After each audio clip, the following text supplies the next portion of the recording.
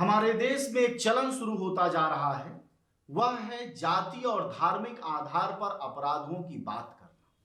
मतलब किस जाति ने किस जाति के खिलाफ, किस धर्म ने किस धर्म के खिलाफ अपराध किया है, वह अगर सेट नहीं बैठता है राजनीति करने वालों की कैटेगरी में, तो वह मुद्दा यकीन मानिए उठेगा ही, हवा में चला जाएगा, उसका कोई जिक्र नहीं होगा।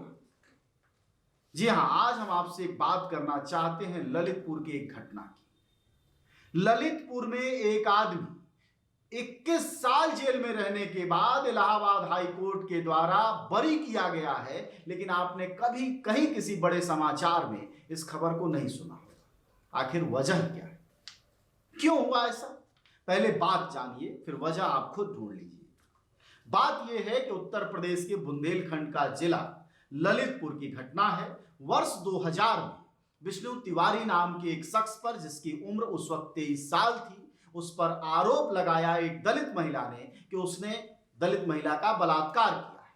उसके खिलाफ सेशन कोर्ट ने फैसला दिया आजीवन कारावास की, और आजीवन कारावास जब वह 21 साल तक झेल चुका, सितंबर 2000 से लेकर और 24 फरवरी तक, तो 24 फरवरी को माननीय उच्च न्यायालय इलाहाबाद हाई कोर्ट फैसला देता है कि विष्णु तिवारी बेगुनाह हैं और उन्हें बाइज्जत बरी किया जाता है।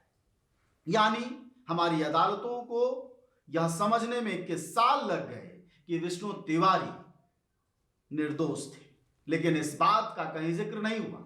20-21 साल अगर कोई अमेरिका का आदमी बेगुनाह जेल में बंद हो जाए तो हमारे देश के तमाम अखबारों और अंग्रेजी मीडिया चैनलों में खबर बन जाती है। हमारे देश में अगर दलित और मुस्लिम भी बेगुनाही के तौर पर जेलों में रहे, वह भी खबर बनती है, लेकिन विष्णु तिवारी की बात खबर क्यों नहीं बनती है? क्या वजह है?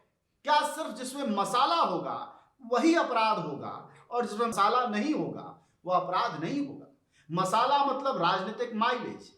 जिन घटनाओं में राजनीतिक माइलेज मिलने के चांस नहीं है, वह हमारे यहां अपराध में नहीं गिने जा रहे।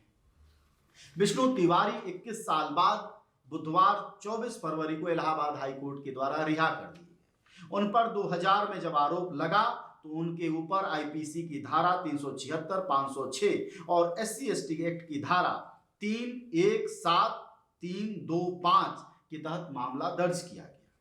वह मामला नरहट सर्किल अधिकारी अखिलेश नारायण सिंह के द्वारा हुआ था और जिस फैसले में उन्हें आजीवन कारावास की सजा विष्णु तिवारी के इस मामले में सबसे बड़ी जो चूक है और जो अप्रासंगिकता है और यहां तक कि बेमतलब का होना है, वह अदालत का है कि 16 साल तक उस आदमी के मामले की सुनवाई ही। और ध्यान रखिएगा, कोई अकेले विष्णु तिवारी या कोई ऐसा आदमी हमारे यहाँ जेलों में नहीं, हमारे यहाँ हजारों हजार लोग मिल जाएंगे जो कि न सुनवाई होने की वजह से जेलों में बंद हैं और बेगुनाही के बावजूद अपनी सजा काट रहे हैं। अब वो 43 वर्ष के हो चुके हैं विष्णु तिवारी जब जेल में थे उस दौरान उनके माँ बाप, 2 भाइयों की मौत हो चुकी है और वो उस बीच अंतिम संस्कार तक में शामिल नहीं हुए। सवाल ये है कि आखिर हमारी अदालतें ऐसे कैसे काम करती हैं कि एक आदमी को 20-21 साल आप बेगुनाही में जेल कटवा देते हैं और बड़ी बेशर्मी से बोल देते हैं कि यह बेगुनाह था।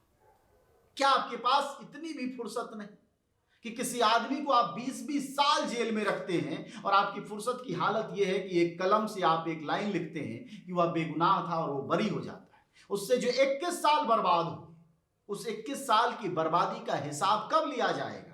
क्या मंदिरों में घंटा बजाने से और मोदी और योगी का नाम लेने से क्या अदालतें न्याय देना शुरू कर देंगी, या आपको कुछ करना होगा नागरिक के तौर पर?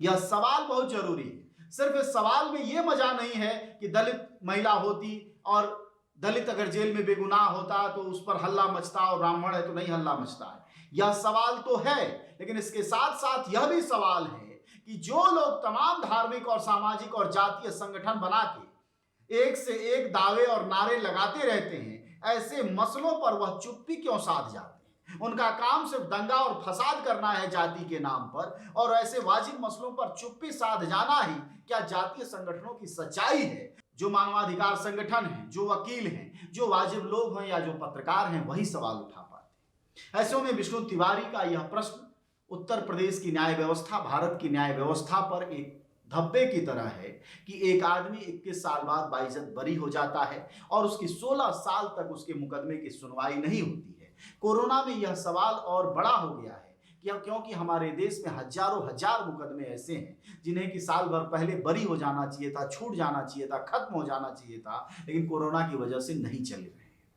ऐसे में हमने यह आपसे बताने की कोशिश की कि अगर जातीय और धार्मिक आधार पर, अगर अगड़ा और पछड़ा के आधार पर ही मुद्दे उठेंगे, जाति देख के ही बलात्कार के सवाल बनेंगे, तो जाहिर तौर पर विष्णु तिवारी जैसे लोग विक्टिम बनेंगे और इससे जातीय विद्वेष, जातीय मानसिकता हमारे समाज में और बढ़ेगी।